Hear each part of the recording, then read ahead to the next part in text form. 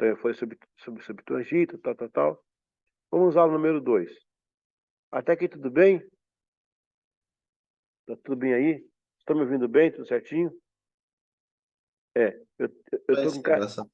tô com cara, obrigado, Valdir. Eu tô com cara de cansado, mas eu tô bem. Por dentro tô bem. É só a maquiagem, né? Eu não consegui fazer maquiagem hoje para dar aula, mas vamos prosseguir. Eu vou dar mais essa aula aqui e a gente vai ter uma pausazinha. Tá? Até para mim tomar uma água também. Mas qualquer dúvida aí, pode falar com a gente, tá? Obrigado, Dicele. Deus abençoe, Dicele. Amém. Vamos aqui a aula número 2. Opa, aqui. A inspiração, muito importante.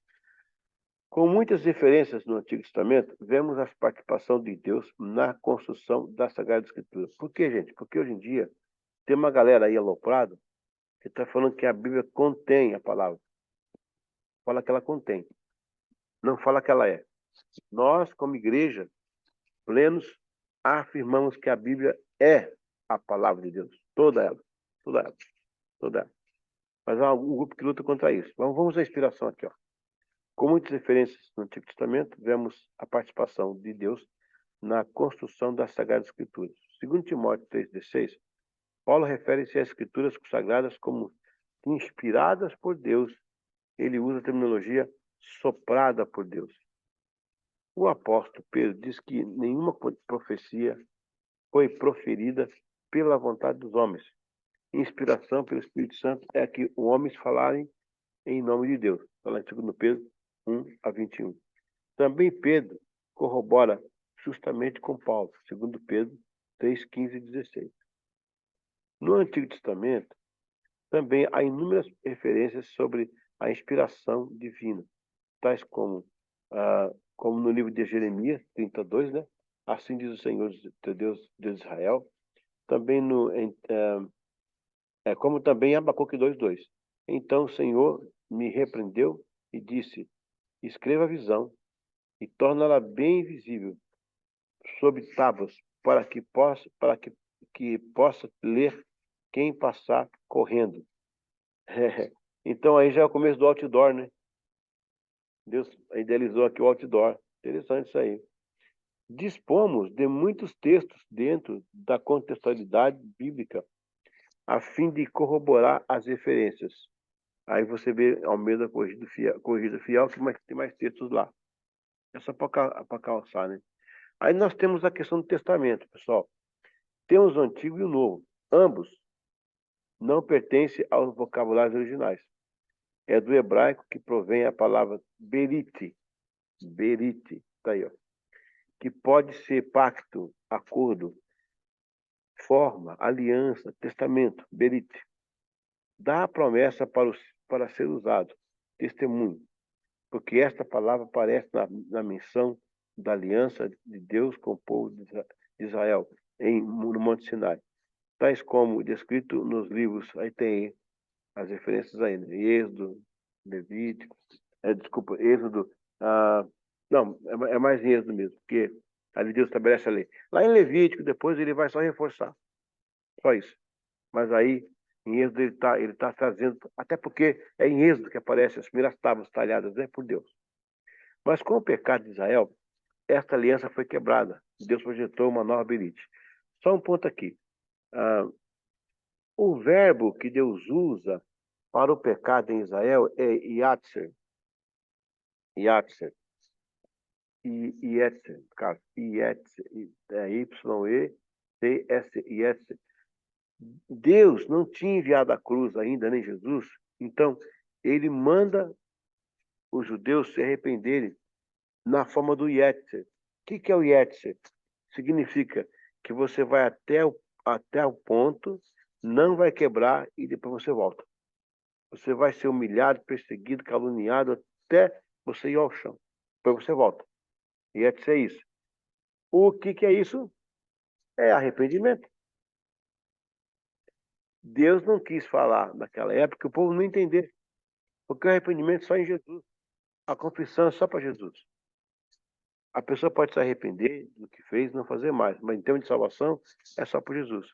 Então, olha que bonito isso, Deus colocar esse verbo, Yetzer, para trazer esse tipo de orientação em relação à Bíblia, né? Mas com o pecado de Israel, essa aliança, né, foi quebrada. Deus projetou uma nova berite, que no caso é o Novo Testamento. Jeremias 31:3 e 34. E a mesma foi confirmada com o sangue de Cristo. Mateus 26, 38.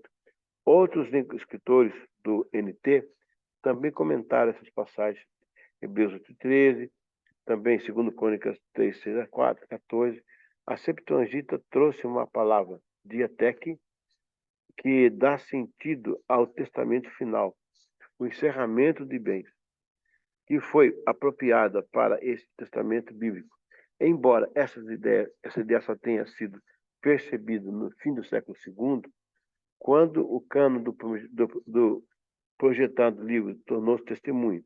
Na ocasião da Vulgata, Jerônimo manteve a tradução de Berite para diaquê. Olha só, a palavra testamento, ela vai mudar a palavra. Ela tem Berite, né? E tem diateque. Então, assim, Berite está mais para tradução e diaqué está mais para estudo. O importante é, a igreja percebeu os dois momentos, a aliança antiga e a aliança nova. E o pacto é feito a partir daí. Pronto. A partir daí o pacto é feito. Quando o pacto é feito, Deus estabelece então o quê? 2 testamentos. Que é o Antigo Testamento e o Novo Testamento. 2 testamentos. Nos 2 testamentos estão as suas leis. Agora presta atenção. Quantas tábuas, né? Quantas tábuas Moisés tinha no Monte Sinai? Quem pode fazer um sinal? Para mim, um sinal aí. Quantas pragas? Aí, muito bem, Alejandro. Muito bem, Beri. Duas tábuas. Quantos testamentos eu tenho na Bíblia? Eu tenho 2. O Antigo e o Novo. Mas peraí, pastor. A tábua da lei era só o Antigo. Não. A lei que está na tábua antiga, ela tem que estar na tábua nova. A lei não muda. A única coisa que a lei não faz é salvar. Mas a lei aponta o caminho de salvação. A lei está para a salvação como a pista está para o motorista. É isso aí. Porque sem lei, não chegamos a lugar nenhum. E quando eu falo lei, gente, são os mandamentos do Senhor.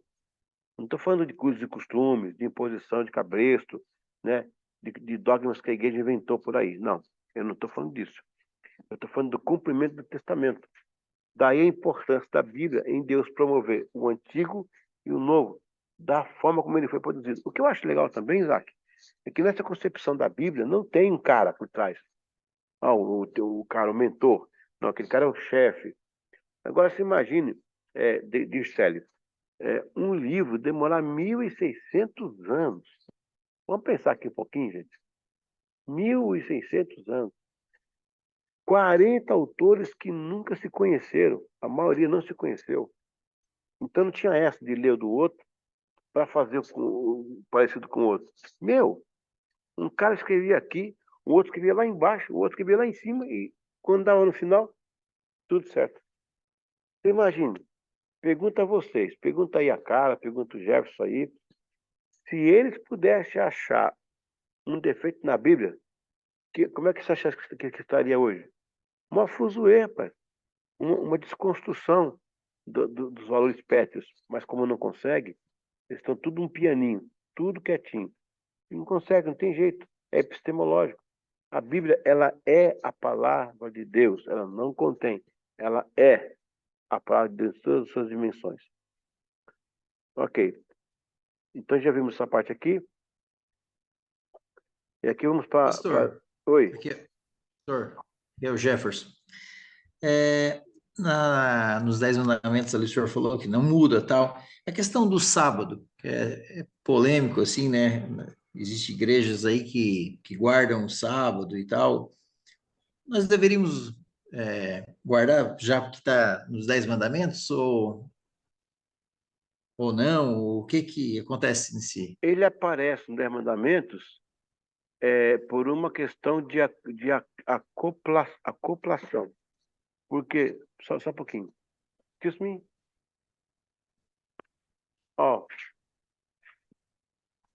Não, não. Thank you. Ele aparece no mandamento por acoplação. Porque, na verdade, Jefferson, o sábado, ele está fora do... Ele é antes. O sábado é antes. Sábado e dízimo, eles são antes da lei.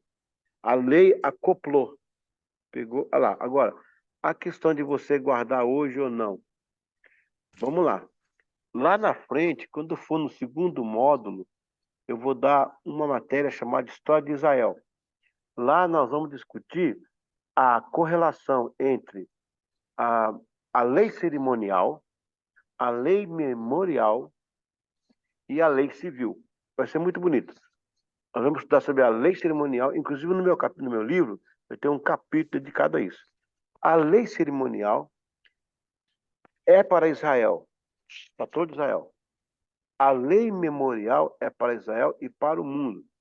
A lei civil é para Israel. No caso do sábado, enquanto Cristo não veio na cruz do Calvário, Deus usava o sábado como um dispositivo de aproximação. Depois que isso aconteceu, não tem mais essa conotação. Mas é, é concreto que Deus exige que nós tenhamos um descanso. Não necessariamente esse sábado que está aí. Então, eu preciso desmistificar duas coisas aí, gente. Primeiro, o sábado, esse sábado que a gente comemora aí, ele tem uma mutação milenar. Para começar, no nosso calendário que é gregoriano, Júlio César, lá atrás, em 44, ele chamou os gregos para montar o nosso calendário. E Roma era o império e espalhou esse calendário, porque antes de Roma, o calendário era lunático. Era feito através da noite, da lua, das mutações da lua. A partir de Júlio César, ele torna-se um calendário diferenciado pelos gregos, promovido pelo romano. Daí porque Augusto, vem de Augusta, dedicado a Augusto, e outras coisas aí. Segundo ponto, ah, o calendário vai sofrer mutações com Heródoto. Ele muda algumas coisas, ele vai corrigir um pouco de horário. Em 1552, o mundo recebe esse novo calendário, que já vai ser gregoriano. E depois do gregoriano, tem mais uma mutação. Então, eu guardo sábado, que eu não guardo sábado. Esse sábado, não sei se é o sábado correto. Tem que ver isso também. Tem que saber se é isso também. Então, o problema do sábado, Jefferson, não tem problema de você guardar o sábado. Só não pode virar uma doutrina, inclusive soterológica. No momento em que o sábado assume um dispositivo de salvação, eu eliminei a Isso aí. cruz. Eles dizem assim, ó, todo salvo, nem todo que é salvo pratica o sábado, mas todo salvo pratica. Não, gente, se o Como sábado se resolve... eu Hã? tenho alguns amigos aí que eles acabam pregando assim que o sábado vai ser algo que vai ser o que vai separar, né? O salvo do não salvo, né? Então é como se o salvo salvasse, né? Se tu guardar salvo, tu vai ser salvo.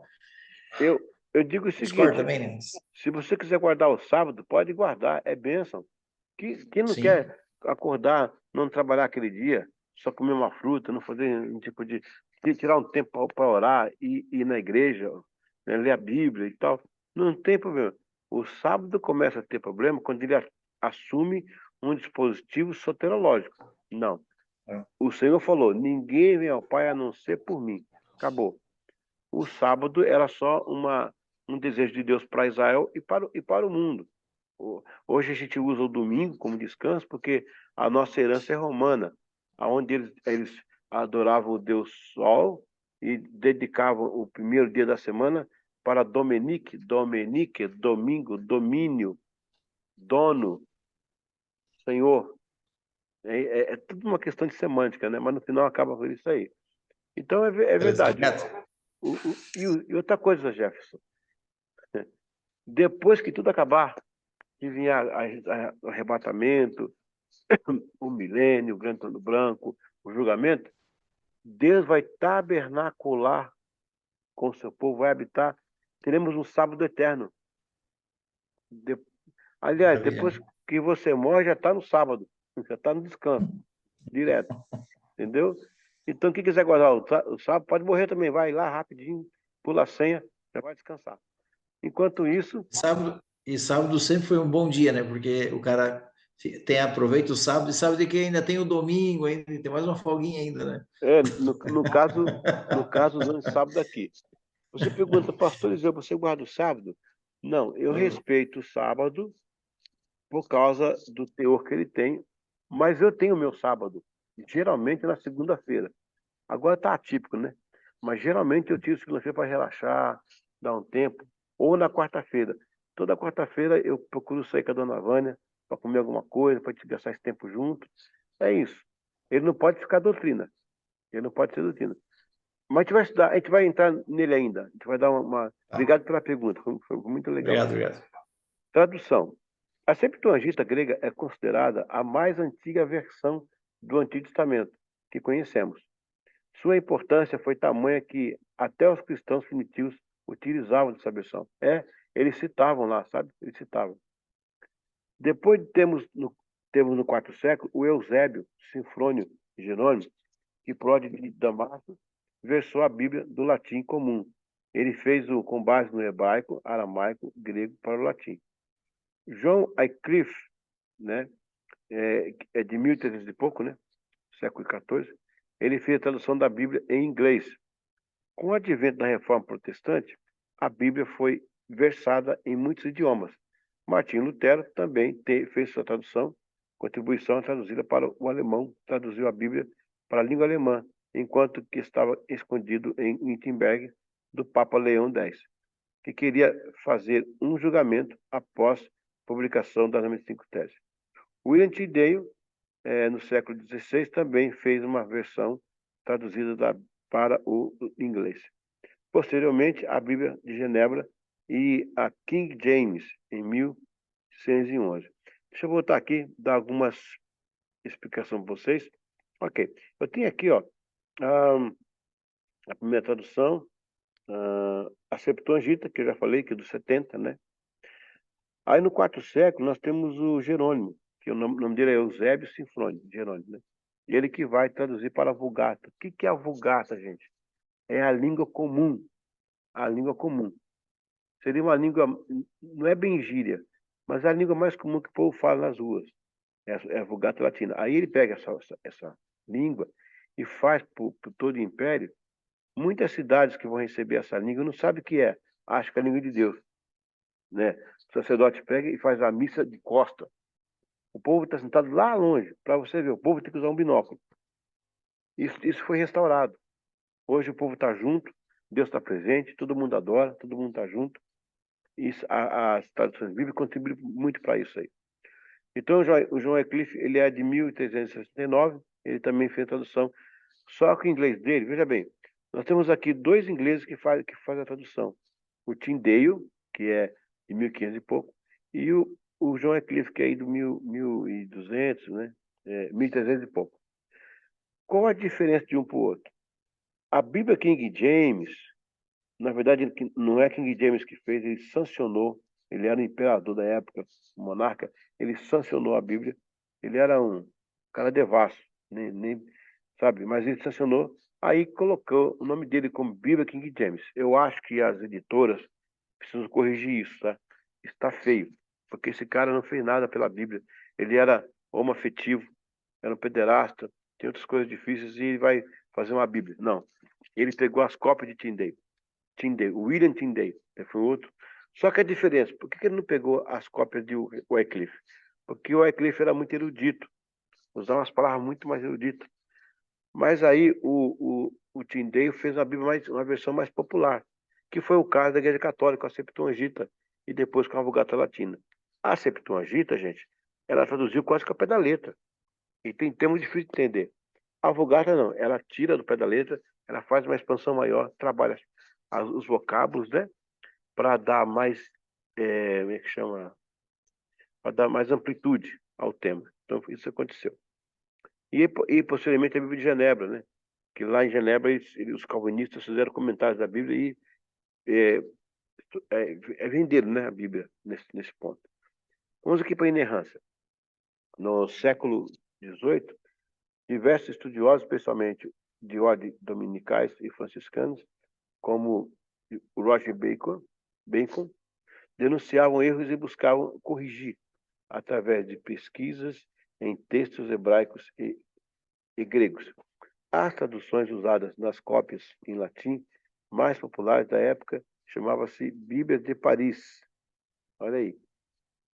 Com essas descobertas da biblioteca de Neg Hammadi e do manuscrito do Mar Morto, no Corão, o século XIX, essas dúvidas dissiparam-se com o advento das técnicas de crítica textual. Hoje, a Bíblia está disponível com pelo menos 99% de fidelidade aos originais, sendo que a maioria das discrepâncias presentes dos outros 1% dos textos são de natureza trivial. Deus providenciou, até coloquei isso aqui na negrito, Deus providenciou que durante toda a história, quer seja no AT ou no NT, os escribas, copistas, amanuenses, que foram classes exclusivas de escritores altamente treinados e preparados para o resto do ofício, para este ofício, no mais alto guru não, grau, ficou garu ali, tá errado, tem que mudar isso aí, grau da fidelidade e temor. Gente, é interessante porque, o que eu estou falando aqui, nessa questão do tópico que está sendo elencado, a inerrância, a Bíblia não contém erro, ela tem situações de tradução. Veja que essa classe, ó, os amanuenses, os copistas, os escribas, eram homens preparados para fazer as cópias, porque se eles errassem, por exemplo, a cópia de um rei, eles podiam ser mortos, que a maioria dos reis eram analfabetos, né? Ainda continua algumas pessoas aí dirigindo países desse jeito. Mas os escribas, eles ah, sabe, eles tinham que reproduzir exatamente, senão eram mortos, né? É claro, tem pessoas que é analfabeta que tem capacidade, né? Para fazer coisas sem não estou aqui, não, tem uma forma de desprezando o analfabeto, né? Ele pode ter capacidade de fazer coisa que um letrado não faz. O pior é quando o cara é incapacidade e analfabeto. Aí lascou, aí acabou tudo, né? Não é o caso aqui dos amanuenses. Os amanuenses, eles eram capacitados, né? Alfabetizados para fazer isso. Daí, glória a Deus, eu vou ficar em pé aqui. A Bíblia, ela foi feita por pessoas honestíssimas. Tanto é que quando aparece um texto apócrifo, eles abrem colchete para identificar que é um texto apócrifo, ou seja, não é inspirado. Ele está tentando explicar o que aconteceu. É como as Bíblias comentadas, né? A gente comenta os textos. Quando você põe dentro do texto, não é problema. Tem que abrir um parênteses para identificar que é a sua palavra, não é de Deus. A Deus está revelado ali já e não é a sua palavra. Então tenha muito cuidado com isso aí. Vamos lá. Opa. Aqui já tem uma parte que eu queria colocar para vocês. Não, eu já acabei de falar aqui, ó. Deus providenciou que durante toda a história, seja na teoria total, é isso não, já falei que é a importância desse pessoal. Ok. Então, você tem nas suas mãos uma Bíblia, um livro que você lê, que você se inspira, que você se dirige por ele. Olha a importância que esse livro tem. Porque ele traz histórias exatas, pensamentos dignos, ele traz indicações corretas. A Bíblia, pessoal, hoje ela é base para mais de 180 constituições do mundo, inclusive a nossa. Estão tentando tirar. Estão tentando tirar. Sabe? É uma coisa assim, diabólica. Essas leis que tentam fazer contra a igreja de Deus. Mas isso já vai ser outro ponto. O importante é o peso que a Bíblia tem. A relevância enquanto palavra de Deus. Ok? Bom, nós cobrimos aqui alguns tópicos. Deixa eu só voltar aqui para a gente dar uma repensada, uma refrescada. Vamos lá. Nós cobrimos aqui, ó. Espera um pouquinho, deixa eu botar mais aqui. Pronto, agora foi. Deixa eu voltar aqui, ok? Então, nós cumprimos aqui com vocês agora, né? Aqui, ó. a bibliologia em si, né? Que é o estudo da Bíblia, né? Falamos um pouquinho também sobre a origem, né? A cidade de origem, que foi Biblos. Então, nós depois o nome Bíblia por causa deles, né? Eu contei a trama que houve entre o Egito e Israel na época. Aí os autores também, nós falamos sobre 40 autores, 1.600 anos de confecção de Bíblia, de 1.400, 1.500 a 450. Você vai ter a Bíblia, a Torá e as leis, né? Os poéticos, todo o Antigo Testamento. E o Novo, a partir de 45 até o 90, você vai ter o Novo Testamento com os critérios que eles colocavam lá, né? O apóstolo tem que ter estado com Jesus, o filho de Jesus, e tal, tal, e tal. Até Paulo quase que não se encaixava. Se não fosse Jesus falar com ele no caminho de Damasco, teria dificuldade de entrar. Mas Paulo conseguiu entrar no segundo tempo da prorrogação, no 47, com aquela bola que entra num cantinho assim, mas conseguiu. Isso que é interessante. E a gente falou também sobre a importância da influência. Você vê que o mundo inteiro é influenciado pela Bíblia até hoje, né? As pessoas e até empresários aí estão citando a Bíblia para mostrar, né? E aí nós também fizemos a aula 2 falando aqui da inspiração, que ela não contém, ela é a palavra de Deus, a gente afirmou isso com categoria. Quando Deus mandou o povo sair do Egito, mandou comer o cordeiro inteiro. Que interessante isso. Quando Deus mandou o povo sair do Egito, eu estava agora lá no monte, eu estava agora lá. Hoje eu molhei os pés na água do Mar Vermelho. Eu tô assim, avermelhado. Hoje eu coloquei os meus pés. Gente, oh meu Deus. Olha, quem já colocou os pés nas águas aí de Balneário Camboriú, né? Lá na praia. O Alejandro coloca lá, todo dia está lá trabalhando. Deve conseguir, sabe? Agora você colocar os pés no mar vermelho, onde o povo passou, aquele mar ali, rapaz. Que emoção. O povo que está comigo já está com o olho inchado de chorar. No primeiro dia. Já está com o olho inchado de chorar. Então, veja, Deus coloca de uma forma essa importância e você vai ligando esses fatos um com o outro, vai trazendo toda essa parte da inspiração, a inerrância, o testamento. Não, não tem. Aí você também vê aqui, a, a Bíblia, aqui ela vai dar ênfase nos testamentos, né, para você ter 2 testamentos lá. As traduções que eu elenquei aqui, a Septuaginta, a Vulgata Latina, a tradução inglesa, a tradução de Genebra, também tem a tradução do João Ferreira de Almeida, né? A questão da inerrância, que ela é a palavra de Deus. E, e depois aqui, bom, foi até aqui. Eu vou dar uma pausa agora para a gente bater um papo aqui, alguma pergunta até agora. Bom, tudo isso aí nós já colocamos para você ver. Nós vamos entrar um pouquinho mais. Nós vamos entrar um pouquinho mais. Aqui para frente, não dá para passar tudo agora, porque fica muita matéria, mas daqui para frente está muito bom. Vamos lá. Alguém está explicando, perguntando aqui, ó. Romanos 14, 6. Como é que é? Parou aqui, deixa eu botar ali. Romanos 14, 6. Quem dá mais valor a certo dia faz para honrar o Senhor. Não sei se tem a ver com o sábado também.